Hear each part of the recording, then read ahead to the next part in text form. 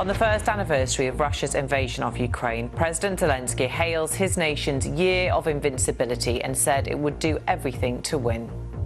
It's important for everyone to focus, and then we'll have victory, because the righteous is on our side. Solemn ceremonies have taken place around the world marking the day, including in the UK, where a minute's silence has been observed. As the fighting continues with no end yet in sight, we report from the front line to assess the impact the conflict has had on Ukraine. And the US announces new sanctions and an additional $2 billion support package aimed at helping the Ukrainians in their fight. Russia's aim 1 year ago to overwhelm Ukraine and take the capital city of Kyiv within days failed. Ukrainian resistance has been fierce, and whilst Ukraine has lost some ground to Russia, it's also defended large parts of the country and, on occasions, been able to recapture territory which Russia has seized. That, though, has come at an immense cost. Many have died on the battlefield, and accusations of war crimes committed by Russian troops have shocked the world. President Zelensky says the country has endured a year of pain, but that victory is inevitable with continued Western support. Rallies have been held across the world in support of Ukraine. One has taken place in Berlin at the Brandenburg Gate. While elsewhere there have been protests as well. People gathered in the Spanish capital Madrid waving Ukrainian flags and lighting candles to show their solidarity with the people of Ukraine. In Denmark, people gathered in front of the Russian embassy in Copenhagen to protest against the war. And demonstrators have gathered in front of the United Nations headquarters in New York. They said they wanted to remind the UN leaders that they must end the war of Russia against Ukraine. Oksana Michanchuk was one of the refugees from Ukraine who attended the demonstration at the UN.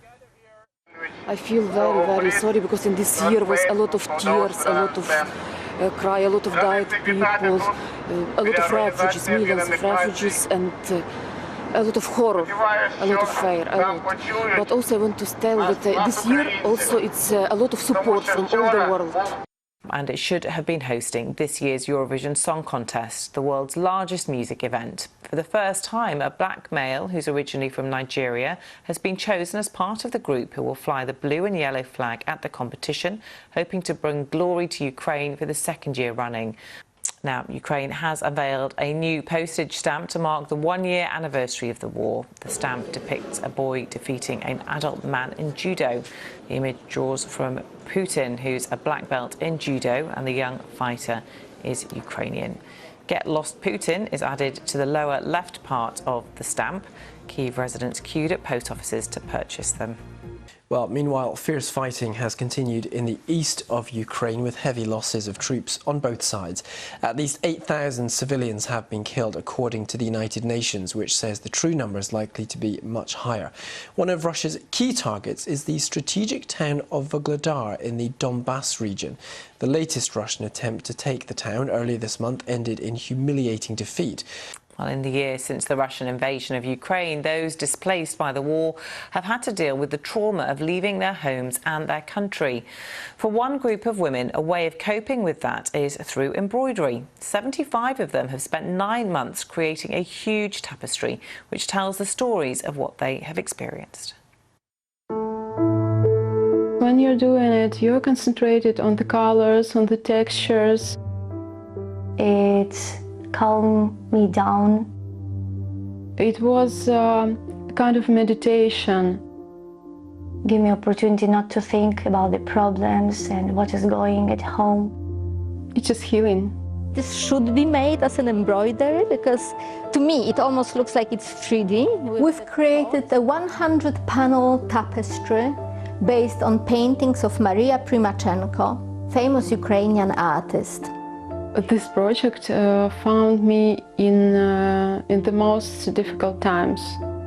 I felt broken, I felt disappointed, I felt angry, I felt scared. When you're abroad, you miss your country, you miss your culture, you miss your people. And of course, this beautiful art, it just connects you. Embroidery is really our cultural tradition, so we study how to do that at school. We saw how our grannies did it. I have done 2 pictures, the lark and also the flowers, and it gives you such a good feelings, you know, some hope for the future, and this project unites all of us. This artwork, the people who created it are incredibly strong, creative and resilient. Quite often they were staying in temporary accommodation, somebody else's kitchen, or a hostel, or a shelter. And to look at this work and to think of how they've done it is just mind-blowing.